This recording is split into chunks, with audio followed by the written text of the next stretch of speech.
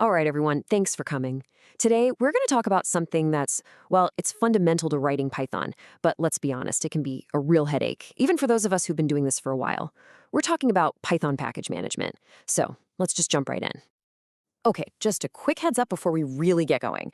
We did use some AI tools to help structure this session from our source material, but I want to be super clear. This isn't just some AI-generated slop. Everything you're about to see has been carefully curated, fact-checked, and put together by our team to make sure it's actually useful and accurate. So let's start with a scenario I am positive everyone in this room has lived through. You're setting up a new project, you type in what should be the simplest command in the world, pip install NumPy. And then, boom, you get hit with a tidal wave of red text. Just chaos, right? A screen full of cryptic errors, and your installation is completely broken.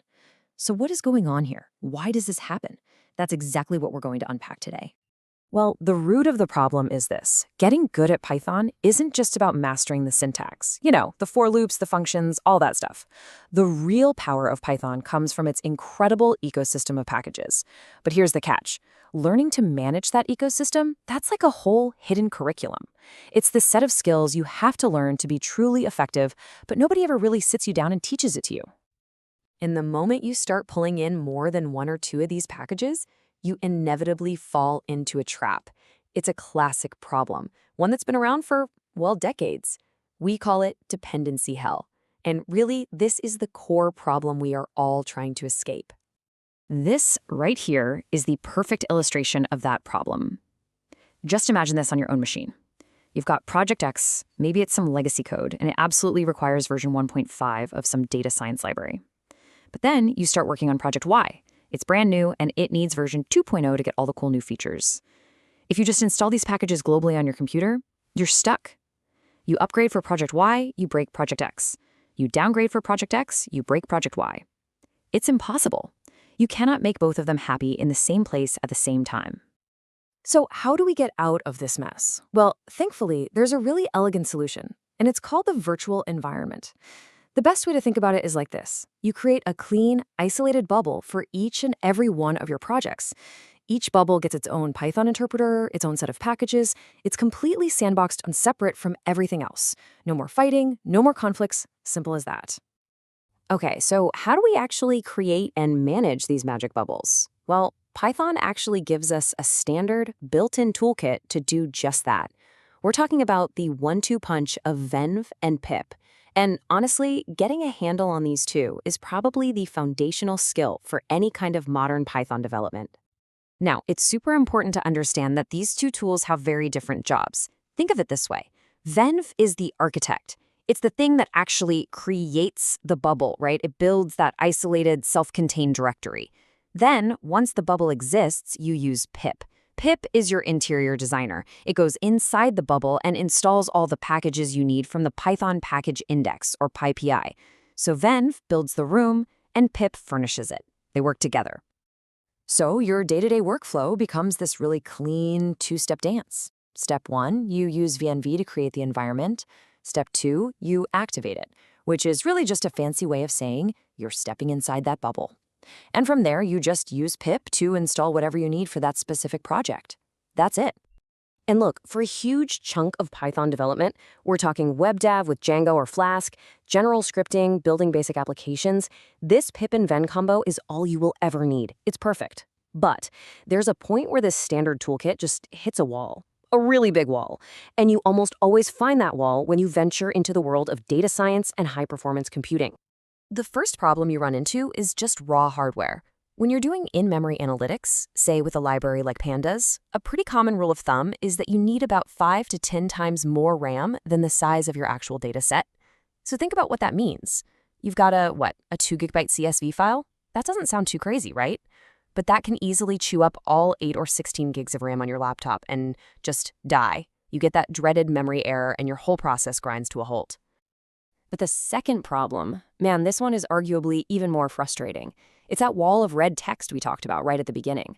You're just trying to install something and suddenly you're seeing errors like, hey, I can't find a Fortran compiler, or you get this absolute gem on Windows. And if you don't know what's happening behind the scenes, it's completely baffling. Like, what does Fortran have to do with anything? Okay, so here is the secret. This is the key thing to understand. Big scientific packages like NumPy or SciPy, they're not actually 100% Python. For raw speed, all the really heavy lifting, performance-critical parts are written in low-level languages like C or even Fortran. So when you run pip install, pip tries to be a hero. It tries to act like a construction worker and compile all that C and Fortran code from scratch right there on your laptop. But here's the problem. Your laptop isn't a construction site. It doesn't have the compilers, the build tools, any of that stuff. So of course the whole build just fails spectacularly. And this exact problem is why a tool called Conda exists. You can think of Conda as a more specialized, almost industrial-grade toolkit. It was designed from the ground up to handle the very complex needs of the scientific computing world. Conda's approach is totally different, and it has a few game-changing advantages for this kind of work. First, and this is the big one, it installs pre-compiled binaries. That means no more construction worker trying to build things on your laptop. The packages are already built, it just downloads and unpacks them. Second, it's an all-in-one tool. It manages both the environment and the packages. And because of that, it can also manage non-Python dependencies, like those underlying C libraries we were talking about, which is something pip just can't do. And what's really nice is that this approach simplifies your workflow quite a bit. Remember that two-step dance with Venv and pip? Well, with Conda, it's just one step. You can use a single command to create a brand new environment and install all the packages you need for it, all in one go. It's just incredibly efficient. So I want to be really clear here. This isn't a fight about which tool is better overall. It's not pip versus Conda. It's about a core engineering principle, picking the right tool for the job. So let's lay out a really clear guide on when you should reach for each one. This table really does a great job of summing it all up. Look at the key differences. For the package source, pip is all about PyPI, the official Python package index. Conda has its own channels, like Anaconda and Conda Forge. Package type, pip is Python only. Conda doesn't care. It can handle Python, C, R, whatever. And the build method, this is the big one we talked about. Pip often compiles from source. Conda installs pre-compiled binaries. And finally, scope. Pip manages packages within an environment you already created. Conda manages the entire environment from start to finish, packages and all. So here's the bottom line. The takeaway is actually really simple.